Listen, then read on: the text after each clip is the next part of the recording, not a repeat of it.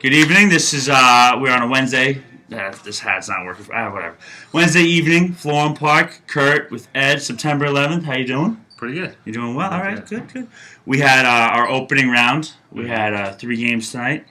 We had UOENO taking on in the first game taking on Little Giants. Yeah. What'd you see in that game?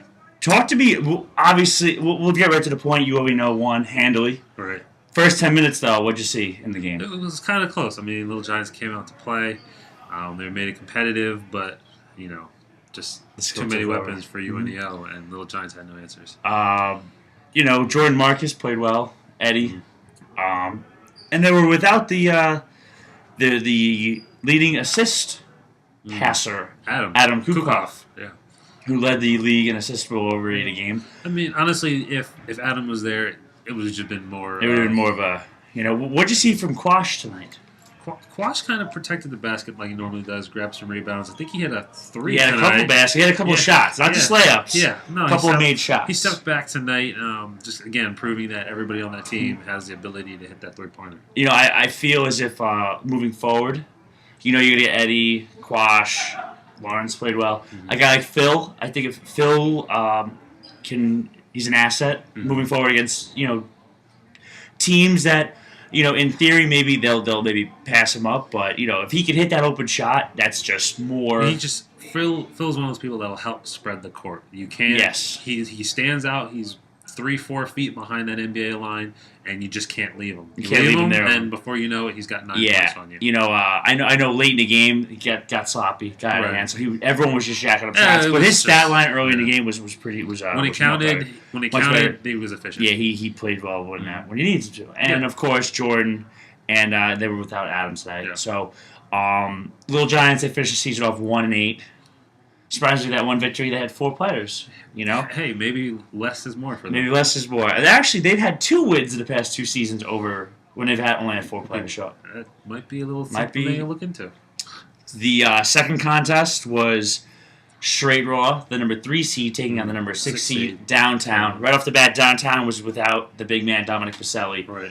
Going into that game, you saw it. Did you think they had any chance without Pacelli? Without Pacelli, I didn't think that it would really be a game. And even with Pacelli, you figured it would have been difficult. It would have been harder, but it still probably would have favored Straight Raw. Right. Well, I mean, I think right away it went up to like a 10-point lead, and Downtown went on a little bit of a run, closed it up to like 5-4 points. But then after that, once it got past about 15, it was like a 20-25-point game the whole way. What about the chemistry between the Straight Raw co-founders, John Golden, Marcus, and Roy? How'd they play tonight? Straight Raw as a team played a little bit better. Normally they have a tendency to kind of play down to their competition, but tonight they did a little bit, but not as often or as for extended amounts of time. They kind of stepped up a little bit, and I mean, Kyle was in. That really helps them. We spoke about this before. Kyle's definitely a necessity with that team. So it's a little deceiving, but still, I feel as a team they played a little bit better. And what about Downtown? How did they? They played a little bit better in the second half. Downtown, I mean, they pretty much had an uphill battle tonight, and for the most part, once you're kind of struggling, things don't really click. People start forcing things, and again, once you get down by 20, 25, game got a little sloppy. Yep. So they finish off the season 2-7. Well, and it's funny to say the main event for the evening was Rock Nation taking on Monstars, which last season was. Which was the game. It actually made a top story on the website, because they're heavyweight. Right. Last season I think it was a 1-point game, and there was an overtime game, and then the championship game was a buzzer beater. Right. Even earlier this season, it was Wayne beat him on a buzzer beater. Right. But you had a 5-3 Monstar team coming in against a 2-6 Straight Raw team. The 2 wins come off. Little Downtown, Little Giants. So they really haven't proven anything. Right, well, I mean, I feel Rock Nation's pretty much been hurting for the whole season. I mean, they've had some injuries, they've had some people missing.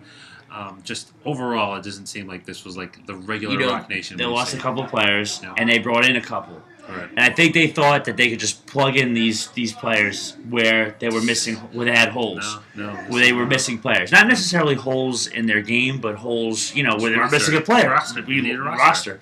And they brought in great players, James von Bischhausen and Tim Corrigan.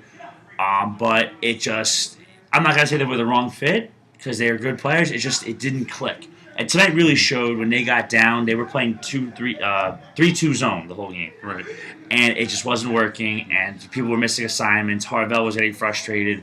Everyone was getting frustrated. It didn't seem to click. It wasn't your prototypical team from last season. Well, yeah, and it also doesn't help that I think Chris has missed last 2 or 3 games. He's missed 3 games. So They're missing Rob Sargent tonight, that's which is big. Which is big. That's their centerpiece. But in the first half, it was a 1-point game. The flow of the game was quicker. Their defense was better, but there was just You think they just petered out? I looked at the Rock Nation from the past. I saw a team that they knew where they were going to be. They communicated well. They made their shots. The backdoor cuts were there. The screens were always there. This was more of a, the picks were missing. There was a missing screen here. Right. The cut wasn't there. It just didn't seem. They were sloppy tonight. Not the whole season. Yeah. They didn't seem that they weren't really a cohesive group Right. of wood glue. They were missing the wood glue. Uh, But yeah, so close game, but come middle of the second half, Wayne had a huge putback dunk, jumped from the restricted zone, a nice dunk. When they were up 6, Gwen had a big shot to make it 8 points, and then Ryan McPherson had a big 3 late. right. And they just had no answer. And it was just before you know it, it was an 8, 9, 10 point game. But so the Monstars will advance. They take on Vivid Solar. Straight Raw takes on UOENO next week. It's 2 pretty big matchups. Both heavyweight matchups. And Rock Nation, they finished the season 2-7. That's surprising. That's very I would surprising. have Never would have thought that either. So, but hey, Happens. McPherson already came in here, guaranteed his 8th championship, which we'll see. We will see. He's got the opportunity. He's got the opportunity. He has the resume. So we'll see what happens. Good night of hoops. You excited for Monday? I think Monday will probably be Monday will be best awesome. night. Monday will be the best night. Best night. I mean, the championship game, no matter what, will be good, but I think we'll have great hoops Monday on Monday. will be 2 games, scrappy. Yep, Everything counts. of course. Gritty. And no Monday Night Football. The Jets are on tomorrow, so I will be here, which is good. So for Kurt, this is Ed. Hope you had a good night, and Watch the games on Monday. calm down, and you'll be entertained. Have a good night.